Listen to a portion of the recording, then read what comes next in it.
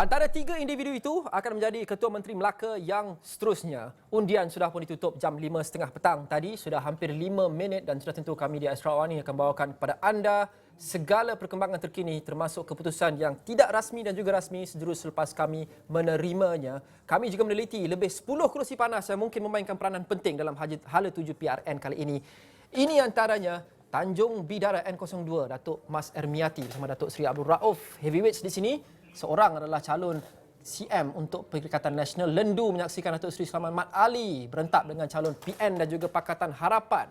Asahan menyaksikan Idris Harun di bawah tiket Pakatan Harapan dalam pertembungan 3 penjuru dan juga sebenarnya 6 penjuru, maafkan saya, 3 calon bebas juga berentap di N10 Asahan. Sungai Udang, Cikgu Ali berantap dengan Pakatan Harapan Hasmurni Tambi dan juga Alif Yusof daripada Perikatan Nasional. Paya Rumput menyaksikan Datuk Seri Samsul Nama Akin mewakili Pakatan Harapan melawan 2 lagi dan juga 4 lagi sebenarnya, dan salah satu daripada 5 kerusi yang dipertandingkan oleh putra. Pengkalan Batu menyaksikan Azruddin Idris, Muhammad Danish dan juga Kalsum Nordin yang mewakili Gagasan Besar. Selebihnya Datuk Nur Hizam Hassan Bakti dan seorang lagi calon putra Alwi Saari di N15, dan Bukit Katil juga antara kerusi panas. Bekas Ketua Menteri Melaka Adli Zahari untuk Pakatan Harapan dalam pertembungan 4 penjuru, dan jangan lupa Teluk Mas juga kita saksikan Arif Adli, Rafiq Naiza Muhyiddin dan juga 2 lagi individu. Datuk Dira akan berentap di RIM N25 bersama dengan Azalina Abdul Rahman dan juga Prasan Kumar. Sungai Rambai menyaksikan calon termuda Farzana Hayani dari Pakatan Harapan, calon putra dan juga Perikatan Nasional dan juga Barisan Nasional. Ini antara kerusi panas yang kami akan perhati selepas ini. Bukan itu saja, tapi semua 28 kerusi kita jangka akan mendapatkan keputusan tidak rasmi dahulu. InsyaAllah mungkin dalam sejam ataupun 2 jam akan datang.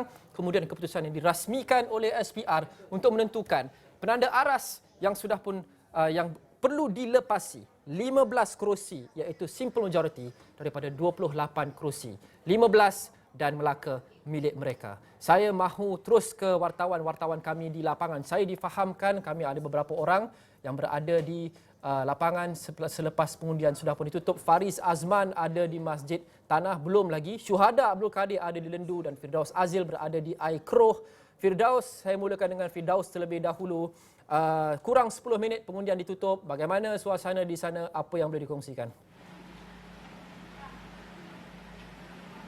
Okey, terima kasih Loman. 10 minit sebelum pusat pengundian ditutup, kami mencari-cari lokasi. Daripada pagi tadi saya berada di beberapa pusat mengundi, kemudian saya sempat mengikuti beberapa calon, saya sempat berjumpa dengan pengundi-pengundi dan sebagainya. Tetapi hari ini saya nak menghabiskan jelajah saya di Sekolah Menengah Kebangsaan Bukit Baru yang terletak di Dun Bukit Katil. Jadi sebelum itu, saya nak berkongsikan sedikit visual mengenai kegembiraan petugas-petugas yang berada di pusat mengundi ini. Kerana dapat lihat mereka sedang melakukan, muka nampak stres lah, tapi tadi nampak happy. Tetapi sebagai mereka tahu akan bersiaran secara langsung, nampak mereka mula mengemas barang dan sebagainya. Dan juga saya dapat lihat beberapa di sana juga sedang duduk dan sebagainya. Tetapi saya nak terus kepada pegawai penyelia pusat mengundi ini, iaitu Cikgu Azahari Sahar yang juga merupakan penolong kanan untuk Sekolah Menengah Kebangsaan Bukit Baru. Pertama sekali Cikgu, terima kasih banyak. Kami suri masa sedikit, tetapi kalau secara ringkasnya Cikgu, mungkin boleh ceritakan proses sepanjang hari ini bertugas di kawasan pusat mengundi ini sehinggalah ke saat-saat terakhir. Ceritakan kepada kami. Okey, terima kasih saudara Wan. Alhamdulillah pada pukul 7.30 lagi para pengundi beramai-ramai berpusu-pusu telah datang ke pusat mengundi, di mana pengundian telah bermula pada pukul 8 pagi tadi, dan daripada pukul 8 hinggalah sekarang sehingga pukul 5.30 keadaan amat baik, di mana pengundi telah mengikut SOP yang telah ditetapkan dan pengundi telah mengikut apa yang telah disarankan oleh Suruhanjaya Pilihan Raya, di mana di sekolah ini terdapat 9 saluran untuk pengundi-pengundi datang mengundi di sini. Okay. Saya nak tanya terus kepada perasaan Cikgu Azahari bertugas di Pilihan Raya Negeri Melaka. Kita tahu pelbagai sejarah telah dicatat, tetapi Cikgu Azahari terlibat secara langsung dalam lipatan sejarah itu untuk Pilihan Raya Negeri untuk menentukan kajian seterusnya. Bukan nak tanya pasal soal politik, tetapi perasaan Cikgu itu sendiri. Oh, saya merasa gembira lah kerana seluruh rakyat Melaka telah datang untuk menunaikan hak dan hak mereka sebagai pengundi di mana dia datang ke sini untuk datang mengundi, menunaikan tanggungjawab mereka sebagai pengundi di pusat-pusat yang terpilih. Okey.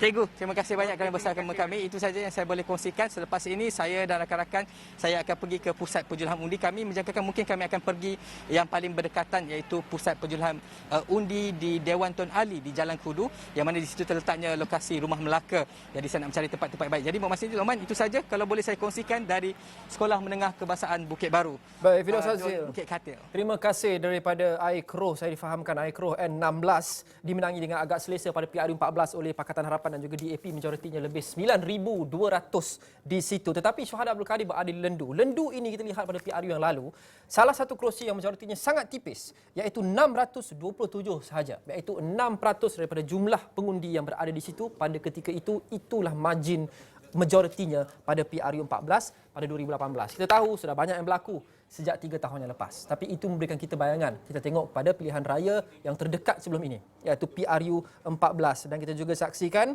di situ adalah calon heavyweight bekas Ketua Menteri yang terbaru Datuk Seri Sulaiman Mat Ali dan juga calon Ketua Menteri yang seterusnya jika Barisan Nasional menang, iaitu Datuk Seri Sulaiman Mat Ali dalam kawasan yang menyaksikan 3 penjuru.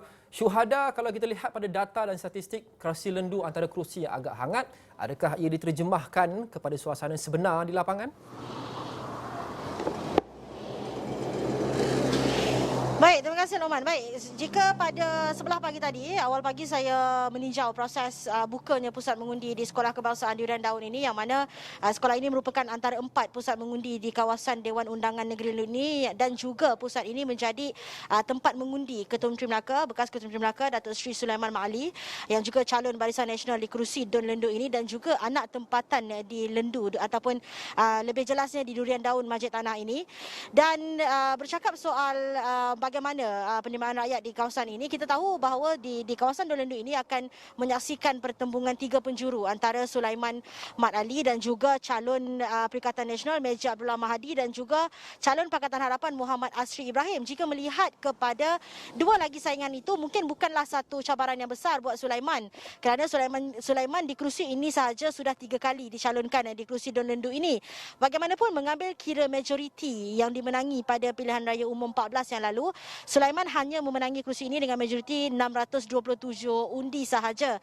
Dan bagaimanapun, mengambil kira Sulaiman merupakan anak tempatan, dan sejak pagi tadi juga apa yang saya boleh kongsikan apabila saya mengikuti Sulaiman bukan sahaja di sekolah ini tetapi di beberapa pusat mengundi lain, di 3 lagi pusat mengundi lain di sekitar kawasan Dun Lendu ini, bukan sahaja sentimen beliau sebagai bekas Ketua Menteri Melaka, yang mana kita tahu beliau merupakan Ketua Menteri Melaka dalam tempoh 17 bulan ataupun 18 bulan di negeri Melaka ini di bawah Kerajaan Perikatan Nasional ketika itu.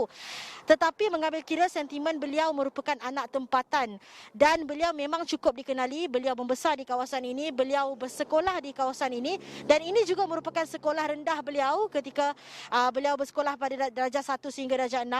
Mengambil kira sentimen itu, mungkin kita boleh jangkakan mungkin sekali lagi Sulaiman berjaya meraih mandat rakyat di kawasan ini. Bagaimanapun kita tidak pasti adakah perkara itu, adakah penerimaan Sulaiman itu, bagaimana beliau menyantuni rakyat-rakyat di kawasan ini dan beliau cukup dikenali, adakah ianya diterjemahkan, berjaya diterjemahkan oleh pengundi pada hari pengundian ini, kita tidak pasti. Dan kita tahu bahawa kurang 10 minit tadi pusat pengundian ini telah pun ditutup, dan mungkin saya boleh kongsikan, kita tahu bahawa peratus keluar mengundi di negeri Melaka ini agak rendah sehingga jam 4 petang tadi, walaupun SPR meletakkan sasaran 70% pengundi keluar mengundi di semua 217 pusat pengundian ini. Dan ada juga yang saya jumpa datang mengundi pada saat-saat akhir, kira-kira 5.25 petang tadi, yang mana ada seorang akak ni maklumkan ketika kami ajukan kenapa datang lewat, katanya beliau mengakui pada awalnya beliau tidak mahu pun datang mengundi kerana beliau sudah muak ataupun sudah meluat dengan kemelut politik yang melanda negeri Melaka ini.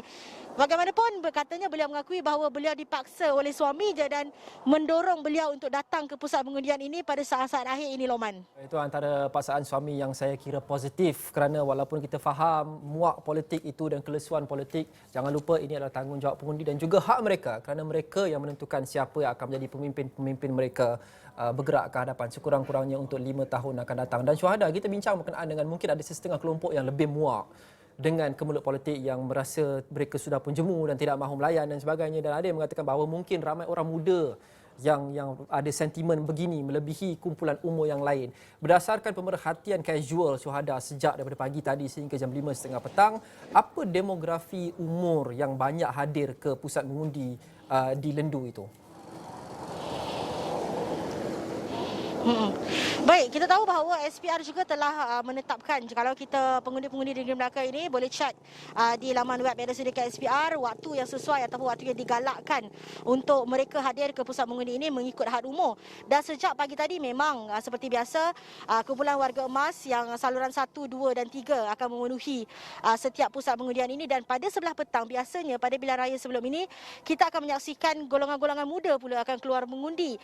Tetapi mungkin saya boleh katakan sedikit berbeza pada kali ini bahawa pada sebelah petang ini jumlah pengundi-pengundi muda yang keluar itu tidaklah seramai seperti pilihan raya sebelum ini, yang mana contohnya saya bertugas di Negeri Melaka pada pilihan raya umum yang lalu. Pada sebelah petang golongan-golongan muda ni akan ramai antara mereka akan ambil peluang untuk keluar pada sebelah petang ini untuk menunaikan tanggungjawab, tetapi senario itu sedikit berbeza. Dan mungkin seperti yang saya kongsikan tadi juga, anak-anak rantau di Negeri Melaka ini, dan mereka mengakui ada antara yang saya temui katanya pada awalnya bukan dia seorang saja yang akan balik ke Negeri Melaka mengundi, malahan mereka ada WhatsApp group kelas sekolah dan sebagainya. Pada awalnya mereka janji ramai-ramai untuk turun mengundi, tetapi pada saat-saat akhir mungkin mereka seperti disebutkan tadi, mungkin mereka muak, mereka dah malas nak layan dengan kemulut politik Melaka ini, dan mereka buat keputusan hanya kalau boleh katakan dari disbahnya mungkin daripada 10 individu yang pada awalnya berbincang untuk sama-sama pulang ke Negeri Melaka untuk menunaikan tanggungjawab itu, hanya 2 ataupun 3 sahaja yang pulang benar-benar menunaikan tanggungjawab itu, Lokman.